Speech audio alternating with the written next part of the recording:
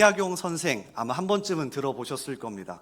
조선 후기에 아주 저명한 정치가이자 학자였죠. 많은 사람들이 지금도 그 사람을 연구하는데 의아해하는 것 중에 하나가 도대체 어떻게 18년 동안 유배 생활을 버티어냈을까입니다. 그의 자녀는 총 9명이었습니다. 그런데 18년의 유배 생활을 지나면서 무려 6명이 죽었어요. 그러니까 18년 동안 6명의 자녀가 죽었고요. 가족들도 볼 수 없었고 언제 사약이 날아올지 모르는 그 초조와 불안감 속에서 18년의 유배 생활을 버티어낸 겁니다. 그러니까 대다수는요, 이것을 버티어내지 못하고 그 자리에서 죽게 됩니다. 심지어 그는 18년의 유배 생활을 끝난 다음에도요, 17년의 생을 더 이어갑니다. 이 기간 동안에 500권의 책을 썼고요, 수많은 사람들을 가르쳤어요. 그 지금까지도 회자됩니다. 도대체 어떻게 그가 이 어려움을 극복할 수 있었을까? 그러다가 한 학자가 이분을 오래 연구한 끝에 그분의 글 하나를 발견하는데 이게 실마리가 될 수 있을지는 모르겠어요. 여러분 한번 들어보십시오. 저는 별로 힘은 되지 않았는데 정약용 선생은 힘들 때마다 이렇게 힘을 냈답니다. 나는 마음이 메마르고 흔들릴 때 자연을 벗삼아 시를 짓고 책을 쓰면 어느새 마음이 바다처럼 풍성이 차오른다. 제가 다시 읽어드릴까요? 마음이 메마르고 흔들릴 때 자연을 벗삼아 시를 짓고 책을 쓰면 어느새 마음이 바다처럼 풍성이 차오른다. 그러니까 저하고는 좀 잘 안 맞는 것 같습니다. 자연을 벗삼아 시를 쓰고 책을 쓰면 갑자기 메말랐던 마음도 바다처럼 풍성해진대요. 자, 어쨌든 제가 주목해 보았던 건 마지막 문장입니다. 무척 부러웠습니다. 보십시오. 18년간 유배 생활을 하고 자녀들도 죽어가고 삶이 너무 퍽퍽한데 어느새 마음이 바다처럼 풍성이 차오른다. 이거 진짜 우리에게 필요한 능력 아닙니까? 여러분 이제 오늘 이 예배를 마치시고요, 여러분 사역의 자리로 가실 텐데 하나님이 채워주시는 풍성한 은혜와 힘을 가지고 여러분 사역하셔야 되잖아요. 저는 이 마지막 문장이 너무 부럽더라고요. 그러면서 오늘 말씀을 보니 오병이어의 이 기적은 우리에게 주님 앞에 나오면 누구든지 강력하게 힘을 주신다고 강력하게 이야기하고 있더라고요. 그래서 이 부분을 여러분과 나누고 싶었습니다. 한 2년 전이었나요? 천안에 있는 고신대학교에서 제가 THM 공부를 하던 적이 있습니다. 가장 첫 번째 수업으로 마태복음 수업을 들으러 들어갔는데 권혜생이라고 하는 교수님이 학생들을 이렇게 앉혀놓고는 가장 먼저 가르치는 게 바로 오병이어였습니다. 여러분 생각해 보십시오. 다들 목사님들 앉아있는데 월요일이잖아요. 사역이 찌들어서 다들 졸고 있습니다. 얼마나 힘든지. 그래도 공부하려고 책상에 앉아서 꾸벅꾸벅 졸고 있는 그들을 향해서 이 오병이어 말씀을 읽어주고는 우리에게 이렇게 말씀하셨습니다. 제가 가져왔는데 한번 들어보십시오.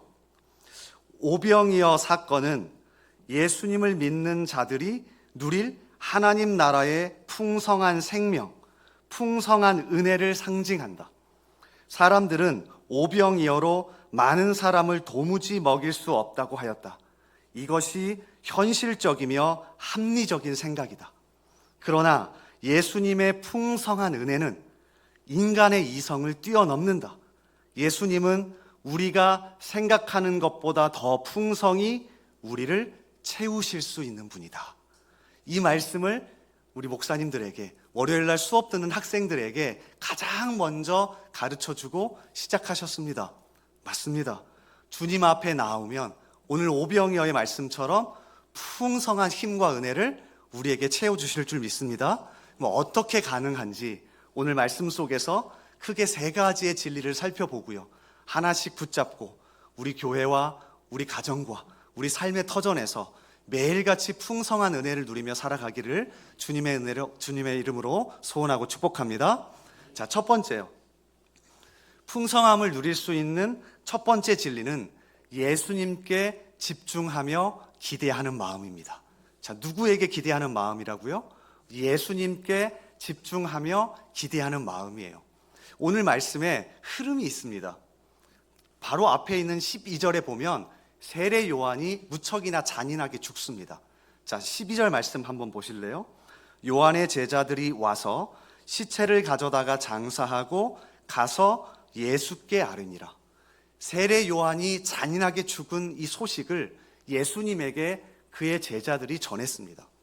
그리고 예수님은 배를 타고 제자들과 함께 갈릴리 바다 건너편으로 건너가고 있는 상황이에요. 자, 그림이 그려지십니까? 배를 타고 예수님과 제자들이 반대편으로 건너가고 있습니다. 자, 그리고 사람들이 이 모습을 봅니다. 그리고 기대하면서 이 예수님의 배를 따라간 사람들이 있었어요. 4개의 복음서에 오늘 오병이어 사건이 모두 기록되는데요, 하나같이 특징이 있습니다. 그냥 우연찮게 그 자리에 갔다가 오병이어를 경험한 게 아니라 기대하고 따라간 사람이 있었다고 말해요. 마가복음을 제가 참 좋아하는데요, 마가복음 6장 32절 그리고 33절에 보면 이 부분을 아주 잘 묘사했더라고요. 우리 앞에 띄어져 있는데요, 한번 같이 읽어볼까요? 우리 32절부터 33절 같이 읽습니다. 자, 시작. 그들이 가는 것을 보고 많은 사람이 그들인 줄 안지라. 모든 고을로부터 도보로 그곳에 달려와 그들보다 먼저 갔더라. 아멘. 이 표현이 참 흥미롭지 않습니까? 얼마나 기대가 됐던지 예수님과 제자들이 배를 타고 건너가는데 달려서 도보로 먼저 그들보다 그곳에 가 있었답니다. 그러니까 그들은 예수님께 나아가면 분명히 풍성한 은혜를 주실 거라는 기대하는 마음으로 달려간 겁니다. 여러분, 오늘 기대하는 마음으로 오셨습니까? 아무도 아멘 하지 않으시네요. 여러분, 정말 기대하는 마음으로 이 주일 아침에 나오셨습니까? 정말 내가 아무리 삶이 퍽퍽하고 힘들어도 이 자리에 나와서 말씀 앞에 서면, 하나님 앞에 서면, 하나님을 만나면 정말 풍성히 은혜를 주실 것이라는 기대하는 마음으로 나오셨습니까? 그 기대하는 마음으로 나아오시랍니다. 오늘 말씀은 그 기대하는 자에게 하나님이 풍성히 은혜를 주실 거라고 우리에게 강력하게 선포합니다. 사실 기대라는 단어를 조금 내려놓으면 삶이 편해집니다. 여러분, 남편이나 아내요, 언제 좀 편해지십니까? 저도 좀 이렇게 세보니까 결혼한 지 한 15년 가까이 되었더라고요. 언제 좀 편해지냐 봤더니 아내에 대한 기대를 좀 내려놓을 때. 여러분, 그렇지 않아요? 남편에 대한 기대를 조금 내려놓을 때, 야, 어차피 안 변해 이 사람. 그럴 때 조금 마음이 편해집니다. 그래서 세상은 기대라는 말을 쉽게 사용하지 말라고 합니다. 최근에 제가 책 한 권을 읽었는데 제목이 굉장히 독특해요. 그래서 제가 이렇게 빼들어서 하나 읽었는데요, 기대하지 않으면 인생이 쉬워진다예요. 기대하지 않으면 인생이 쉬워진다. 이 책에서 이렇게 이야기합니다. 보이지 않는 무언가가 어깨를 짓누르는 듯한 피로감의 정체는 과연 무엇일까요? 그 답은 마음속 가장 깊은 곳에 자리한 기대라는 2글자 때문일지도 모릅니다. 고백하자면 주변 사람들에게서 따뜻한 인정과 깊은 이해를 기대하고 쏟아부은 노력에 대해 세상이 정당하고 달콤한 보상을 해주기를 늘 기대하면서 살아왔습니다. 하지만 현실은 달랐습니다. 세상은 저희의 기대를 번번이 배신했습니다. 저희가 베푼 선의는 오해받기 일쑤고 밤새워 쏟아낸 노력은 아무도 알아주지 않은 공허한 외침이 되기도 했죠. 정말 공감이 되지 않습니까? 그래서 이 책도요, 기대를 내려놔라. 세상이나 사람에 대해서 기대를 내려놓고 그냥 편하게 살아라, 이렇게 이야기하더라고요. 근데 오늘 말씀을 열어보면 하나님은 전혀 반대로 우리에게 말씀하십니다. 사람이나 세상에게 기대라는 말을 사용하지 말고 누구에게요? 살아있는 나에게, 하나님에게 나아올 때마다 기대하는 마음으로 나아오라고 이야기하십니다. 그러면 하나님은 풍성한 은혜를 우리에게 공급해 주실 줄 믿습니다. 성경은 이러한 이야기로 가득 차 있습니다. 마가복음 5장에 가보면 12해를 혈루증으로 앓던 한 여인이 등장합니다. 얼마나 힘들었을까요? 한 병을 일주일만 앓아도 힘든데 12년 동안 똑같은 병으로 앓고 있었으니 얼마나 힘들었을까요? 마가복음 5장 25절과 26절에 이 여인의 상황을 이렇게 설명합니다.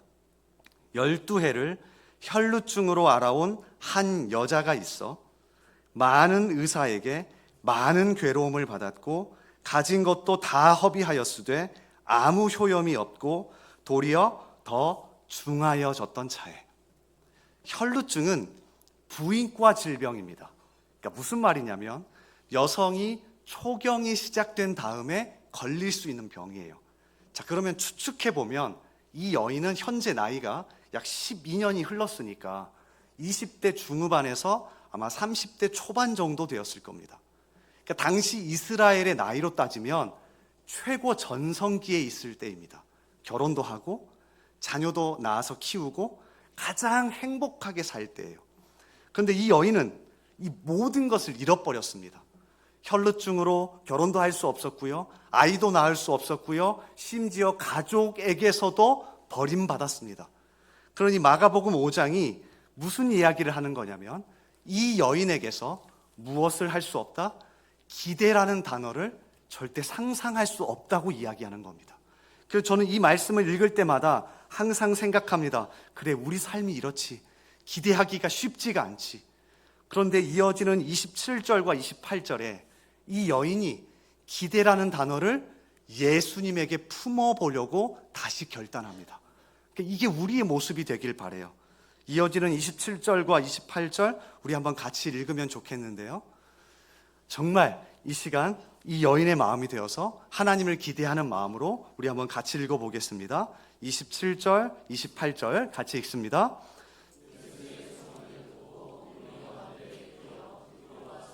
그의 옷에 손을 대니 이는 내가 그의 옷에만 손을 대어도 구원을 받으리라 생각함일러라. 아멘. 바로 이것이 여인의 회복의 시작점이 되었죠.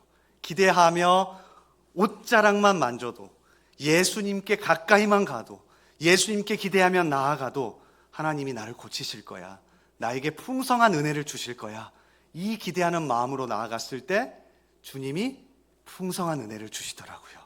여러분 어디에 서 계십니까? 지금도 살아계신 하나님이 우리에게 풍성히 은혜 주실 것을 믿으며 살아가십니까? 아니면 야, 어차피 똑같아, 어차피 기대할 것 없어, 이렇게 살아가십니까? 기대하며 하나님 앞에 나와서 퍽퍽하고 낭망되고 어려울 때마다 풍성한 은혜를 얻어서 다시금 힘을 얻는 저와 여러분 되기를 주님의 이름으로 간절히 소원합니다. 자, 그런가 하면 두 번째요. 풍성함을 누릴 수 있는 두 번째 진리는 불쌍히 여기는 마음, 그러니까 긍휼의 마음에 있습니다. 오늘 말씀을 읽으면 되게 독특한 게요, 하나님이, 예수님이 오병이어의 기적을 베푸시면서 그 시작점이 하나님의 놀라운 능력에서 시작하는 게 아니라 하나님의 긍휼의 마음에서 시작합니다. 그러니까 이 부분이 무척 독특하더라고요. 자, 14절 말씀을 다시 한번 보겠습니다. 14절 제가 읽어드립니다. 예수께서 나오사 큰 무리를 보시고 불쌍히 여기사 그 중에 있는 병자를 고쳐주시니라. 잘 보십시오. 예수님이 커다란 능력으로 병자들을 고치시고 커다란 능력으로 오병이어의 기적을 일으키셨다가 아니라 그분에게서 먼저 시작된 마음은 불쌍히 여기는 마음이었습니다. 그러니까 긍휼이었습니다. 모든 기적의 출발점은 긍휼이었습니다. 그러니까 우리는 기도해야 합니다. 하나님, 우리에게 능력을 주십시오가 아니라 하나님, 우리에게 긍휼의 마음을 주십시오. 하나님, 우리에게 불쌍히 여기는 마음을 주십시오. 하나님, 정말 우리에게 당신의 그 긍휼히 여기는 마음을 주셔서 사람들을 바라보게 하십시오. 여기에서부터 오늘 말씀의 기적이 시작되더라고요. 이 불쌍히 여기다라는 단어가 성경에 무척 자주 등장하는데요, 특별히 예수님이 직접 말씀하신 것만 무려 12번이나 되더라고요. 성경 원어로 살펴보면 스플랑크 니조마이라는 단어인데 조금 독특한 단어예요. 창자가 뒤틀린다 또는 창자가 흔들린다는 뜻입니다. 구약적인 어원으로는 자궁이 흔들린다는 뜻이에요. 여성의 자궁이 언제 흔들립니까? 아이를 낳을 때입니다. 집에서 말씀을 준비하면서 저도 모르게 자궁이 흔들린다 이 얘기를 했나 봐요. 그랬더니 아내가 지나가면서 나도 2번 흔들렸는데 그러더라고요. 아이가 2명이니까. 무슨 말입니까? 여기서 말하는 불쌍히 여긴다는 건 그냥 아유 좀 불쌍하다, 아유 긍휼히 여겨야지, 이 정도가 아니라 내 창자가 뒤틀려서 가만히 있을 수 없는 겁니다. 마치 여인이 자녀를 낳은 것처럼 가만히 있을 수 없는 겁니다. 예수님이 이 긍휼의 마음에서 오늘 오병이어의 풍성한 은혜가 시작되더라고요. 교회는 무엇이 넘쳐나야 합니까? 긍휼이 넘쳐나야 합니다. 성도들의 마음 속에는 이 불쌍히 여기는 마음이 넘쳐나야 합니다. 지난 2014년에 고신대학교에서 목회 상담학을 가르치는 하재성이라는 교수님이 학생들의 요청을 받았습니다. 학생들이 학교에서 가르침을 받고 또 교회에서 사역을 하면서 교수님, 우리가 정말 필요한 게 뭘까요? 그걸 딱 한마디로 정리해서 책으로 좀 출판해 주십시오 라고 했더니 이분이 고심한 끝에 이런 제목의 책을 냈답니다. 긍휼, 예수님의 심장. 긍휼, 예수님의 심장. 그러면서 그 책 안에서 오병이어의 이야기로 시작합니다. 제가 일부분을 조금 가져왔는데 한번 들어보십시오. 예수님의 몸에는 긍휼의 피가 흐른다. 그분의 모든 가르침과 치유와 회복의 기적은 긍휼로부터 나온 것이다.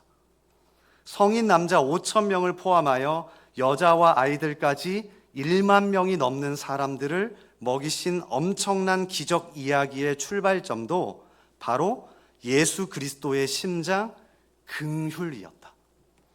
긍휼이라는 단어의 구휼할 휼자는 마음심변에 피혈자가 합쳐진 것이다. 즉 심장에 피가 흐른다면 남을 불쌍히 여기며 살아야 한다는 것이다. 주님과 사흘을 함께 했던 사람들, 곧 남자, 여자, 노인, 아이들이 배고파할 때 주님 속에서는 긍휼이 마른 들판의 불길처럼 솟구쳐 올랐던 것이다. 배고픈 사람들을 보면서 주님께서는 자연스레 참 안 됐다라고 느끼셨다.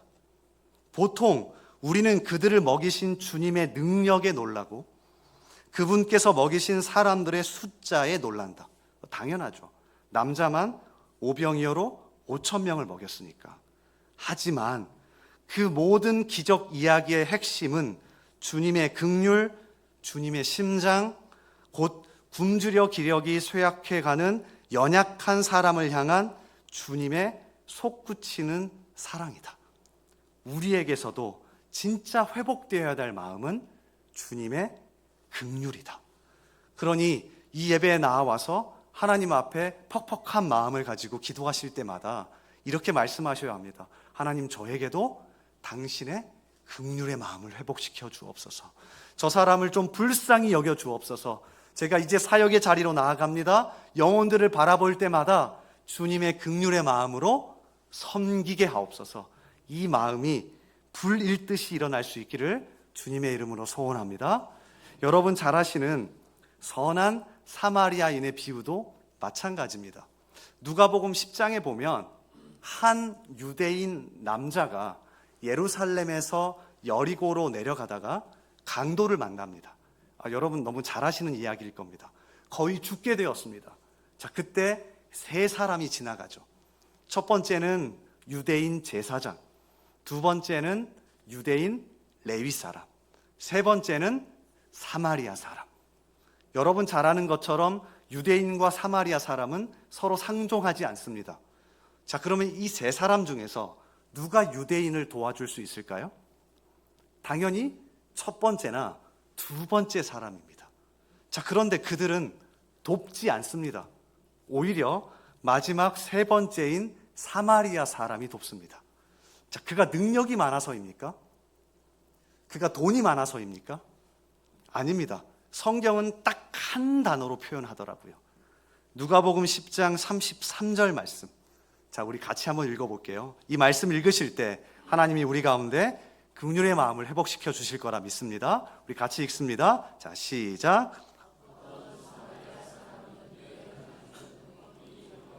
그를 보고 불쌍히 여겨 가까이 가서 기름과 포도주를 그 상처에 붓고 싸매고 자기 짐승에 태워 주막으로 데리고 가서 돌보아 주니라.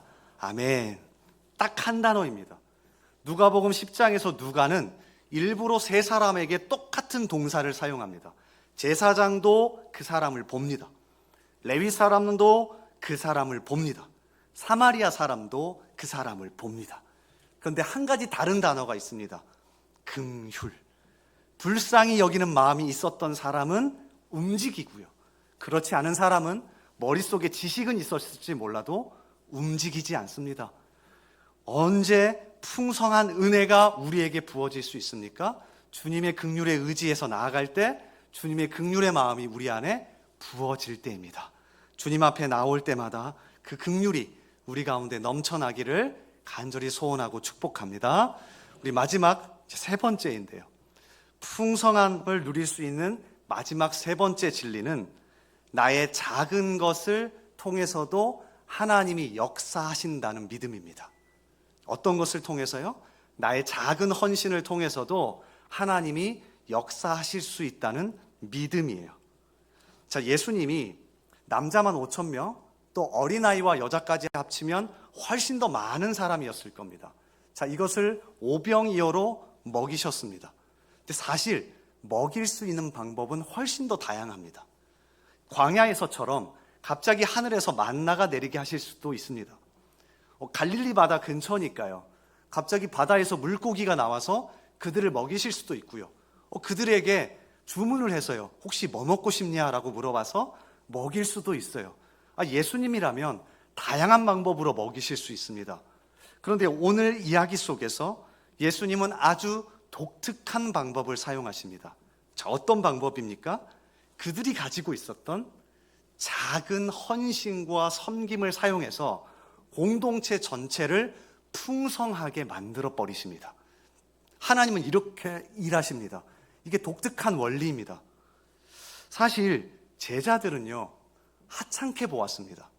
오늘 말씀 17절에 보면 뉘앙스가 무척 부정적이에요. 자, 17절 말씀 한번 보세요. 제자들이 이르되 여기 우리에게 있는 것은 떡 5개와 물고기 2마리 뿐이니이다. 그러니까 많다는 게 아닙니다.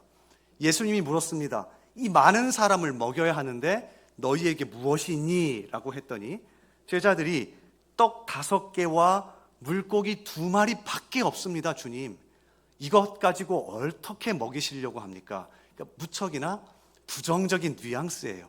그렇잖아요. 여러분, 실제 이 떡 5개와 물고기 2마리 누가 가져왔는지 혹시 아세요? 우리는 한 아이라고 알고 있는데 4개의 복음서를 살펴보시면 3개의 복음서에는 아이라고 나와 있지도 않습니다. 그러니까 관심도 없었습니다. 근데 요한복음에 보면 안드레가 이 한 아이가 가진 조그마한 것을 발견하고는 예수님께 가져옵니다. 요한복음 6장 8절과 9절에 제자 중 하나 곧 시몬 베드로의 형제 안드레가 예수께 여짜오되 여기 한 아이가 있어 보리떡 5개와 물고기 2마리를 가지고 있나이다. 집중해서 이 작은 거지만 예수님 앞에 가져오면 주님, 이걸 가지고 풍성히 역사하실 수 있지 않을까요? 라고 해서 가져왔습니다. 그러니 대다수의 사람들은 이게 도대체 괜찮을까? 우리의 작은 섬김과 헌신이 이 큰 사람들을 다 먹일 수 있을까? 의심했다고요. 그런데 주님은 그것이 전체를 풍성하게 먹이는 불씨가 되게 하시죠. 여러분, 기억하셔야 합니다. 하나님은 항상 이렇게 일하십니다. 우리의 작은 섬김과 헌신을 가지고 작다 하지 않으십니다. 하나님 앞에 정성껏 가져오면 그것이 크다 하시고요. 우리 공동체 전체를 풍성하게 먹이는 아주 중요한 불시로 사용하시죠. 우리가 이것을 기억하고 나의 작은 섬김과 나의 작은 헌신이 정말 공동체를 풍성하게 만들 수 있구나, 하나님 나라에 동참할 수 있구나, 이 사실을 기억하셔야 합니다. 최근에 한 식당의 이야기를 우연찮게 기사로 읽게 됐는데요. 제 고향이 전라도 광주잖아요. 광주광역시 동구에 보면 대인시장이라는 곳이 있습니다. 여기에 해 뜨는 식당이라는 이름을 가진 식당이 있는데 점심밖에 하지 않습니다. 2010년에 개업해서 잡곡밥 하나, 그리고 따뜻한 된장국, 그리고 반찬 3가지 이렇게 해서 1,000원에 판매하고 있습니다. 그러니까 점심만 하는데 일명 1,000원 식당이라고 알려져 있어요. 근데 이 식당은 2010년에 김선자라고 하는 분이 시작을 했는데요. 그 계기가 아주 독특하더라고요. 본인이 과거에 사업에 실패해서 거의 죽을 뻔했답니다. 그런데 주변 사람들이 막 크게 도와준 게 아니라 이 사람도 와서 조금 도와주고, 저쪽 사람도 와서 조금 도와주고, 이쪽 사람도 와서 조금 도와줘서 자기가 살아났대요. 그게 너무 감사해서 나도 할 수 있는 게 무엇일까 해서 조그만한 헌신이지만 이 1,000원짜리 밥이라도 한번 먹고 사람들이 살아나면 좋겠다 싶어서 이 1,000원 식당을 시작했답니다. 그래서 어려운 사람들이 1,000원 내고 밥을 먹고 힘을 내고 돌아가게 했대요.